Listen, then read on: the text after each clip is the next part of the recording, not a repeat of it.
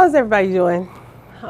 It's me coming at you again with another video. Today's video is about self-love, and I know I'm doing it in a different environment. I'm actually sitting on my patio, and I just decided to do something new instead of being in my car all the time. Today's video is about self-love, and I could say that I love myself, but I've never been in love with me. And you know how we always go through things, what I could change, or if I could change this, I would change that, or if I could do this, I would do that. But nowhere have I ever just truly have been in love with me. And with that being said, I'd like to talk to you about what God has done. Excuse me, I'm gonna drink some orange juice. And this is not a promotion video. I just like orange juice, and just so happened I got it from Mickey D's. But anyway, I wanted to talk to you about self-love because a lot of times we don't love who we are and what we've come to be. We always look for or try to be like a standard that the world has set. And I just like to talk to you about that because everybody was made the way they were made for whatever reason, and however God chose for it to happen, you know? So I'd like to tell you what God had me do. For 7 days, God had me every day for 10 minutes a day after I took a shower. He didn't say take a shower part, but I took a shower because that's just what I needed to do for me. But every day, when I took a shower, for 10 minutes a day after I got out of the shower, just look at myself in the mirror. And this is literally, this is not to be pornographic in any nature, so please get that out your mind. It had to do with just looking at myself in the mirror and loving me. I had to look at me and say I was okay with it. I mean, that's where I am now, and I have to be okay with it, and you have to be okay with where you are right now. That doesn't mean that you can't change anything about you. You can't work on things about you. But ultimately, in order to be able to change and not be trying to change for other people and the world standard, you have to love yourself. Because if you do it because you want to be like somebody else, don't get me wrong, you might accomplish your goal, but what you'll find is that you're very, very unhappy in your situation because it's not where you want it to be. It's not, somebody else drove you to it instead of you being pushed in that direction because that's what you wanted to. Probably about here, I put in a picture of, or I'll show you a picture of myself, and my birthday was yesterday, and so around my house I took different pictures and different outfits, and one of them happened to be in a bikini, which I never do. I probably have never worn a bikini in my life, even in the days when I was probably a third of this size or half the size that I am. But I found a confidence in me that didn't exist before, and it's all because of God. And when I show this picture, I actually even posted it, but when I show this picture, it is not about me being cocky or overly sexy or anything like that. It's about me being comfortable in my skin. If you can't be comfortable in your skin, how can you be who it is that God made you to be? And we have to think about that at times. How can we truly be who God called us to be, or what God wants us to walk in, if we can't say, I love me? Now, everybody might not take this approach. Some people probably will think I'm probably totally wrong in saying it, but this is my opinion, and God led me in this direction, so I know that it wasn't myself. Never would I have ever taking the time to look at myself in the mirror and look at myself in my nakedness. Because we have to remember, when we came to this world, when we came to this earth, we were naked. When we were born. And ultimately, initially, when Adam and Eve were brought into this world, they didn't have on clothes. Clothes was a thing of man. Now, I'm not telling you by any means necessary should anybody be walking around now, because we are governed by law. Should anybody be walking around butt naked? You should not. But you can in your own space, in your own room or whatever, so nobody deem you as some type of weirdo. But you can turn on your lights, be as bare as possible, take off all jewelry, all rings, socks, every piece of garment off of yourself, and stare at yourself in the mirror. Nobody, don't touch anything, don't do anything like that, but just look at yourself in the mirror. Look at from the top of your head, because see, we cover things up. We put fake hair on, ladies. Some men do too. I've seen some of those videos, but we put fake hair on. But look at yourself. So if you have gray, accept the gray wherever it is.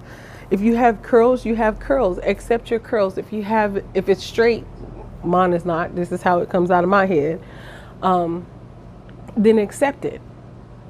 If you have stretch marks or blemishes, well, that's a little ash, you can cover that up, put some lotion on. But if you have scars, if you have tattoos, whatever it is, embrace what it is that you have, what God gave you. Because there are some that's not walking this earth anymore because they were unhappy with what they saw in the mirror. And so because they were unhappy with what they saw in the mirror, they did a couple of things. They've taken their lives. They've gone to plastic surgeons and had them lift and tuck and snip and cut out.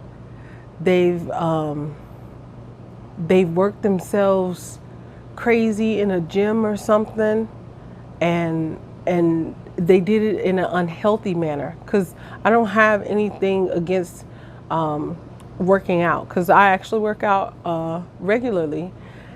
But what I do have something against is when we work out and we don't eat. It's kind of like when, now this may cause some controversy for some people, but it's kind of like when we first give birth to children. Some women breastfeed their kids because they ultimately just want to breastfeed their kids. They want that connection, that whatever. And then some people just do it because they heard that it makes them skinny faster.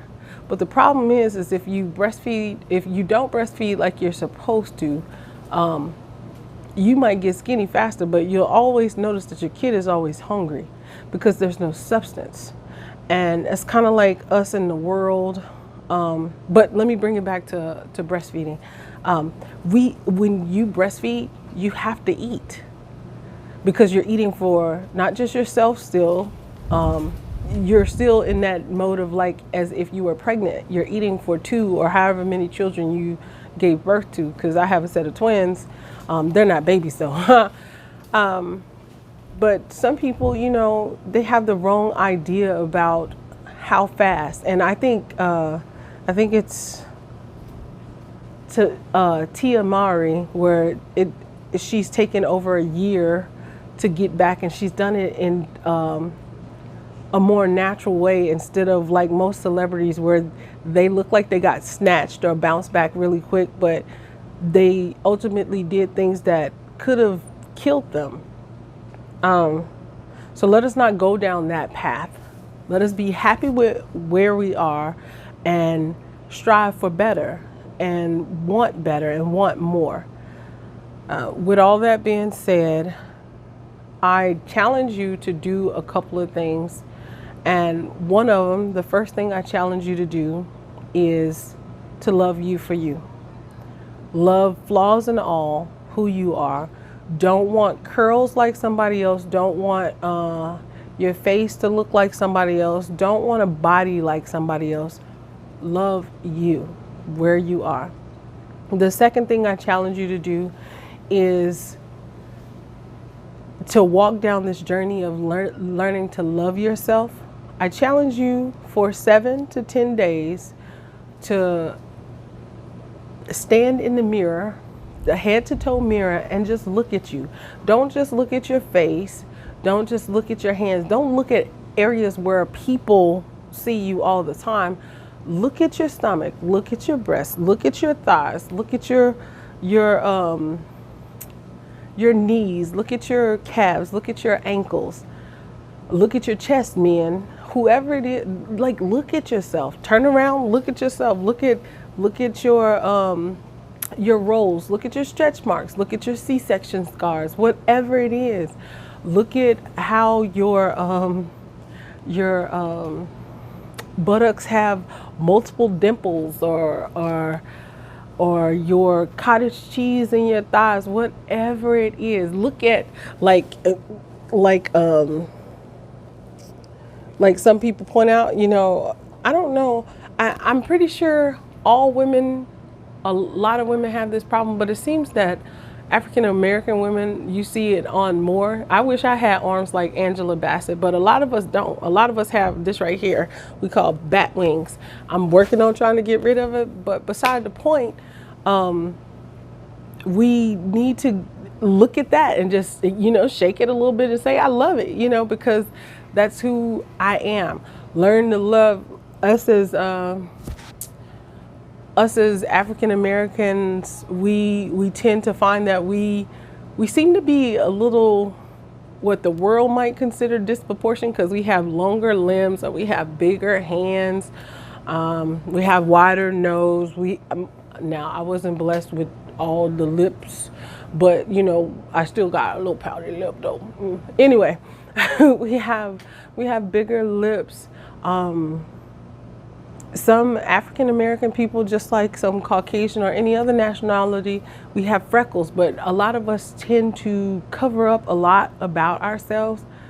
And I challenge you to walk free in yourself. So however your hair is, now this is how my hair grows, but now I can say that what I do is when I wash it and I comb it out, I use off-brand activator gel and styling gel in my hair to allow it to fall, because my hair never really frowed. It falls like this, and I'm gonna accept it. These are my curls. This is my curl with a little juice to it. So other than that, who I am is who I am. And as I tend to get smaller, as I continue to shrink physically, I also I trust and believe that God is going to continue to grow me mentally and spiritually. I've already been growing, so don't think that just because I'm getting smaller physically, or my plan is to get smaller physically. No, let me speak that into existence as I get to a place where I am truly excited with a particular look that I want to accomplish. As I get there, I'm going to continue to grow mentally, physically, emotionally, spiritually. But even if God decided that I would stay this size right now, I'm going to still continue to grow mentally, physically, or spiritually. But I decided, I trust and believe, not I decided, I trust and believe, I really do, is we are what we say. So I'm fine, I'm cute, I'm sexy, I'm me. And in my post, I said, I'm a savage, right? And, many people have idea of what savage is, but I don't mean that I'm vicious. I mean that I'm me, and however it is that I do me, I'm a boss in it, best believe. And a lot of us need to think like that. We need to tell ourselves, we need to start speaking things as though they were. I'm a boss in it. At my job, I'm a boss. In my house, I'm a boss, but I'm not a boss that's bossy. I'm not a boss that's rude. I'm not a boss that's that acts in a way or a manner that's considered ugly. I'm a boss because I just am. God did it like that in me. He had me go through a lot of trials and tribulations in my life. He allowed me to grow a whole lot. And one of the growth things that God has done is he said that you're not only going to grow in physical strength, but you're also going to grow in mental strength.